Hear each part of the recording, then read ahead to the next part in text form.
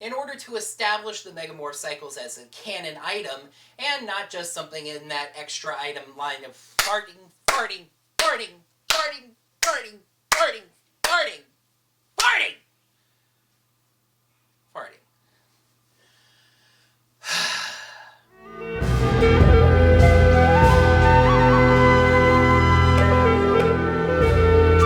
Hello there, heroes. I'm Chomsy. And I'm Kaizoku. Welcome to another Power Rangers Ninja Steel episode review. Kids been reading these comments asking where we got to and all, so we figured we'd say a quick hello. Things have been pretty quiet around here lately, so we've just been focusing on producing the reviews. Yeah, gotta say, it's been kinda nice and all, just helping out behind the scenes. But don't you worry, we ain't slacking. I'm sure Silver Skull and his band of freakazoids are working on some kind of plan, and when they try something, we'll be ready. We sure will, but for now, we're just here in the background, helping Sean get these reviews out to you. Okay, we're gonna send things over to the kids, so enjoy the review, and may the power protect you. Well, I guess Chomsy already said it, but I'm going to go ahead and repeat it. Hello there, heroes. I'm the Orange Ranger, and welcome to another Power Rangers Ninja Steel episode review. I hope you all enjoyed seeing our favorite robotic duo again. When those two heard that people in the comments were missing them, they were all too eager to get on camera and say hello. I'll try to work them into the show more as time allows. But that aside, let's get to work. The show took last week off while I took that opportunity to reproduce my review of Return of the Prism. But now we've got brand new episodes to review this week and next week, so let's get right to it. Here's my look at the 5th episode of Power Rangers Ninja Steel, Drive to Survive. First of all, I noticed something in the intro sequence this week. While they seem to be using the same narration now, the footage seems to be changing from week to week. This time there was a shot from last week's episode, and actually there's also a shot from this week's episode. These intro narrations get boring really fast, so it's nice to see them evolve in some small way. In shop class, the Rangers are actually doing shop things. Surprising, I know. Calvin has made a new motorcycle out of parts from 3 junkers. Sarah, of course, loves anything fast, so she begs to take a ride, after Calvin gets the first spin, of course. However, he actually defers to her, in fact insisting that she take the test drive. The Rangers ask what's going on, and with Haley's encouragement, Calvin makes a surprising admission. This team's resident grease monkey doesn't know how to drive. When Calvin was a kid, he crashed a go-kart into a pond, and he's been scared of driving ever since. But what about his beloved yellow truck, Nitro? Well, if you think about it, we've never actually seen Calvin driving Nitro. It's always Haley driving Nitro. I'm going to talk about this more in pros and cons, but I loved this scene. It's a great bit of backstory and character development for Calvin, and #Haven is being so well written. Brody suggests that Sarah can teach Calvin how to drive a motorcycle, and him as well, since he would like to learn. So apparently trucks he can drive right away, but on motorcycles he needs a little bit of tutoring?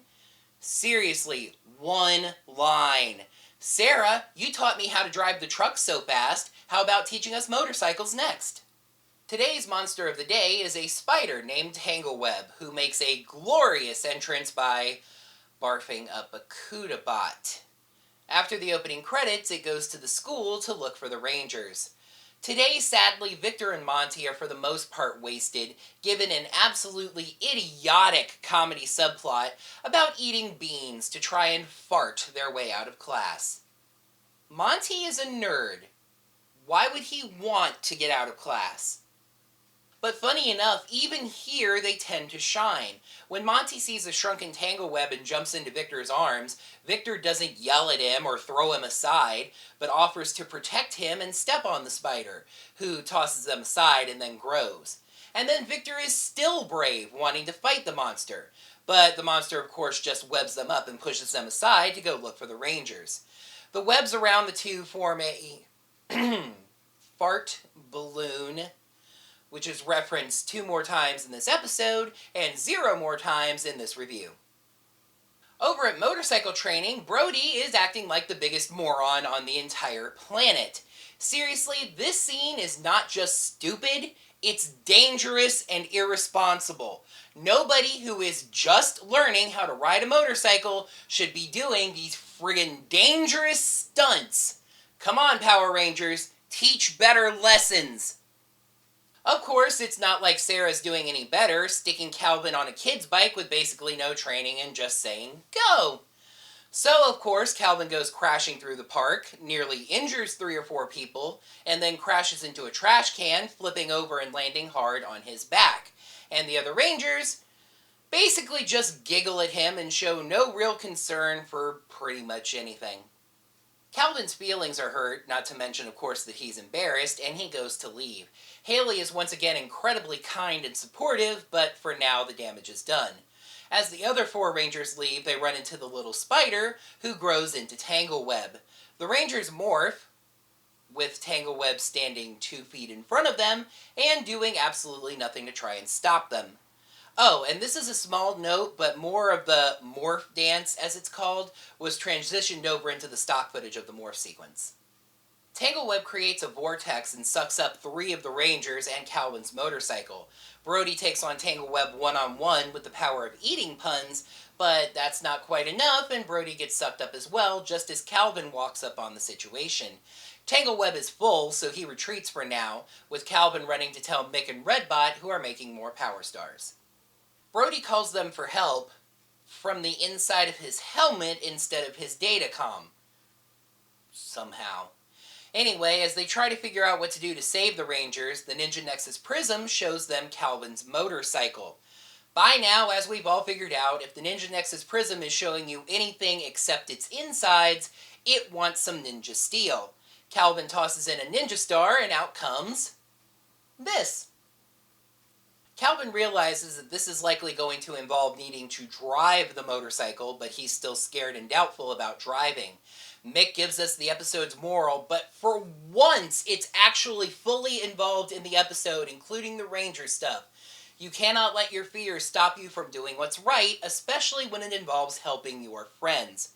Calvin goes out to confront Tangleweb, who forms another vortex. Calvin jumps in on purpose, stops the webs that are launched at him, and places the new star on the motorcycle. The bike gets transformed into what Calvin later calls the Megamorph Cycle. These are toys. American toys. Most of this episode is centered around advertising a toy that does not come from the Sentai footage. I'm a little torn on what to think of that. On one hand, it feels kind of cynical writing an episode around advertising a toy. Power Rangers is a 24-minute toy commercial at its finest. On the other hand, because the bikes don't come from the Sentai footage, most of this episode is original footage. And it has been a little while since we've had non-Sentai motorcycles. So in that way, it's kind of refreshing. Also, this was actually weirdly reminiscent of how the villains in the Sentai Ninja would create monsters. They would stick a shuriken to a regular object. Anyway, Calvin psychs himself up on both sides of a commercial break and then morphs. And for me, that actually broke all the tension of needing to drive the motorcycle out, since I would assume his powers would assist him in piloting the new motorcycle. He rides out, and then the other Rangers are expelled because of reasons. Since I know the Sentai footage isn't going to allow for this too often, I love every time we see these Ninja Rangers actually act like ninjas, and this is an example. Sarah uses a water elemental attack to create fog, and the Rangers attack from multiple sides while Tangleweb can't see. "Soon you'll be cocooned forever," Tangleweb says. "You are a spider, not a caterpillar. You shoot webs, not cocoons." The overly wordy attack names dial got turned up to 11 this time, but this was at least visually impressive.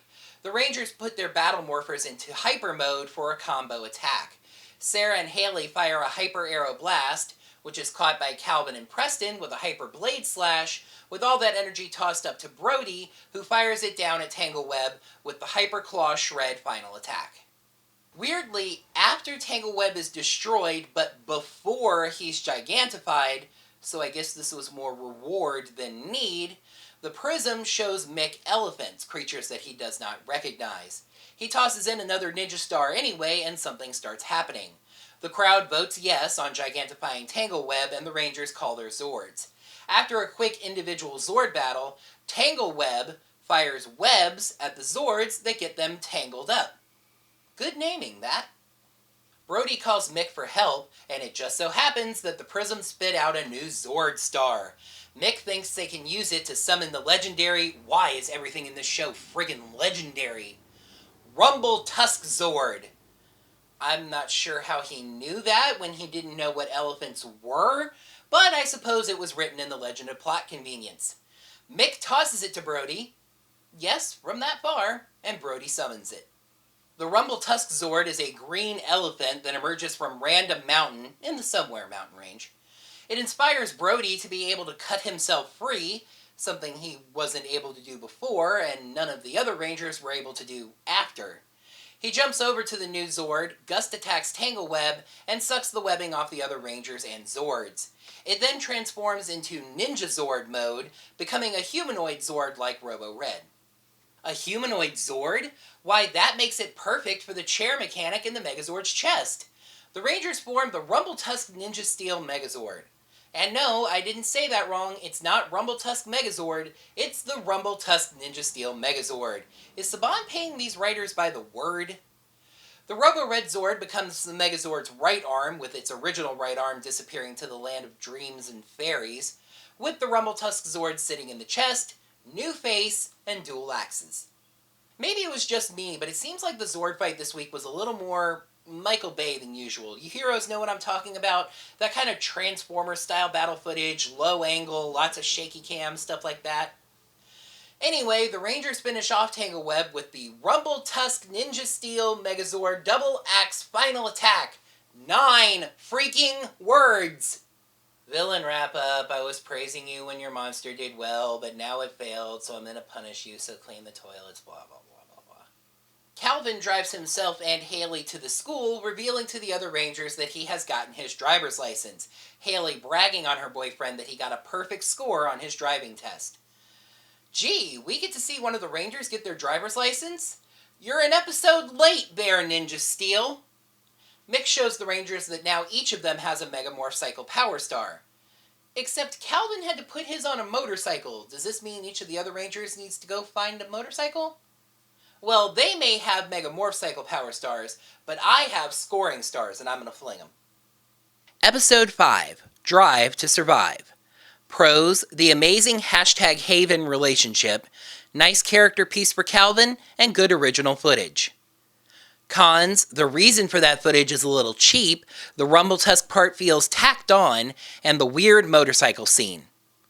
Good character work elevates this one over its issues. Drive to Survive gets 4 Ninja Stars out of 5.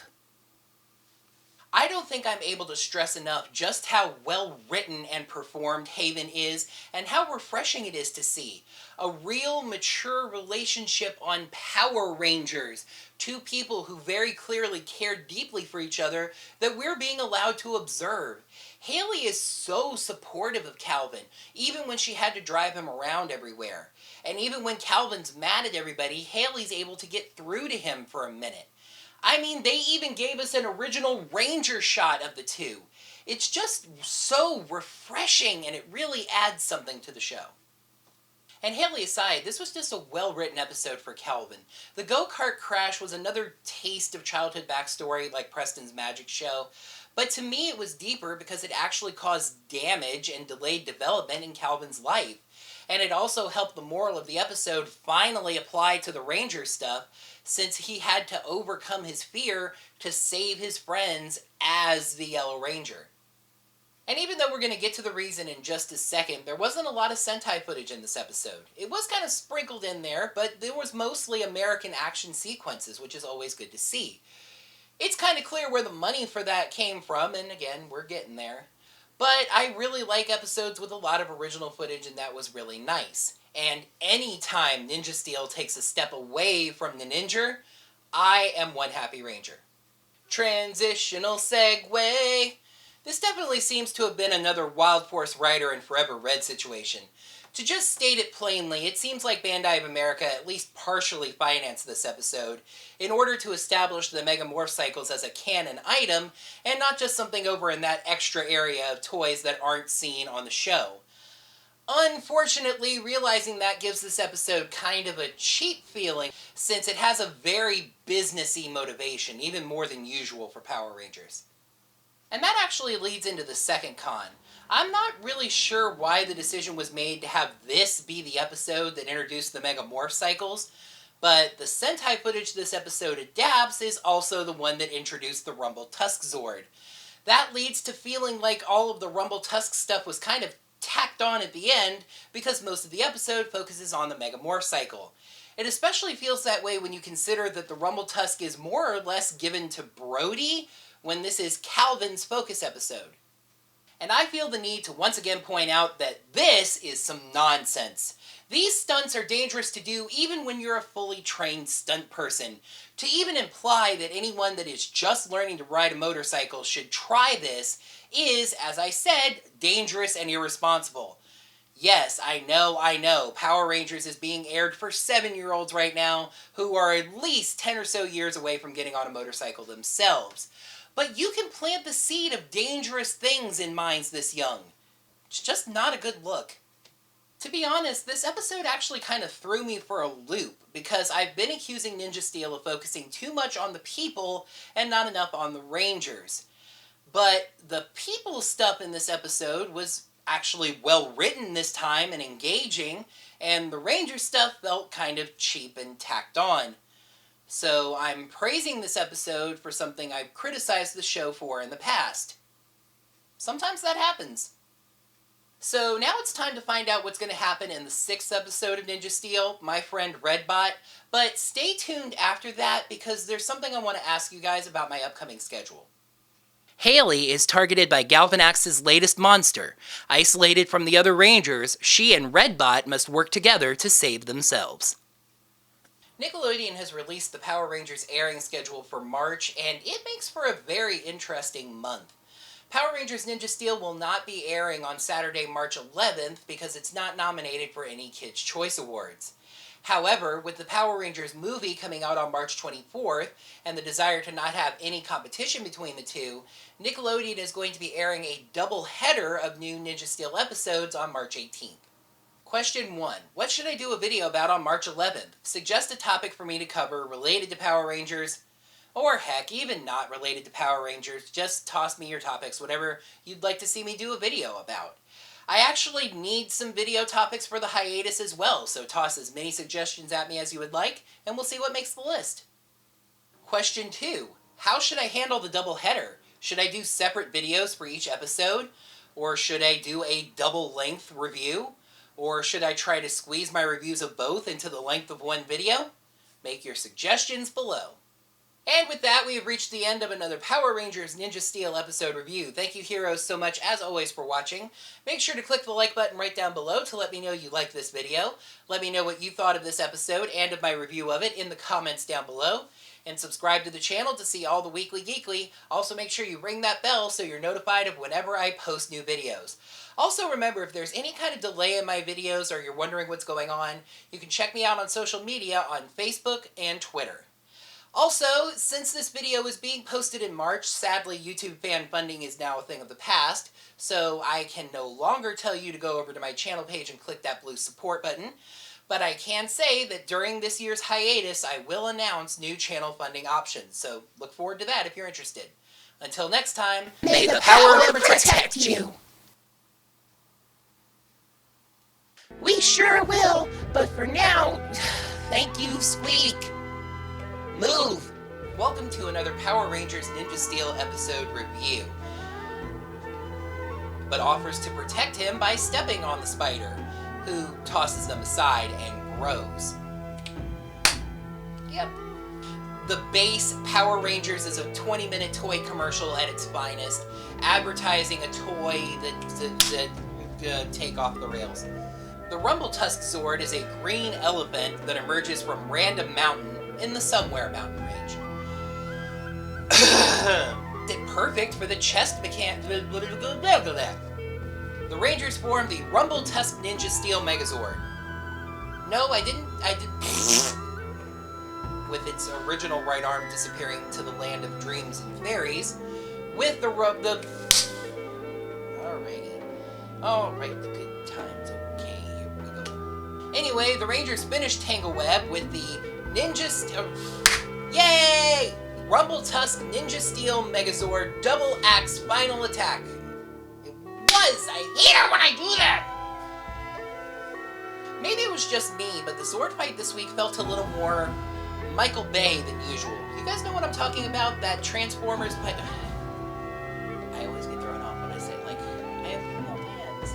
And Haley aside, this was just a well-written episode for Calvin. But it was just a nice, mostly original episode, and that was really refreshing. Transitional segue. It seems like this was a forever... Transitional segue. This definitely seems to have been a Wild Force writer and... Seriously. Haley is targeted by Galvanax... Question 1. What should I do a video about on March 11th?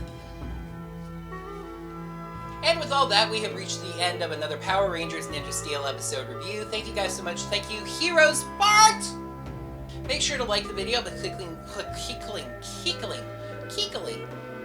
the like button. Kegling the like button. Kegling the like button. That's what you do when you don't know what to say. Kegling the like button. Hey.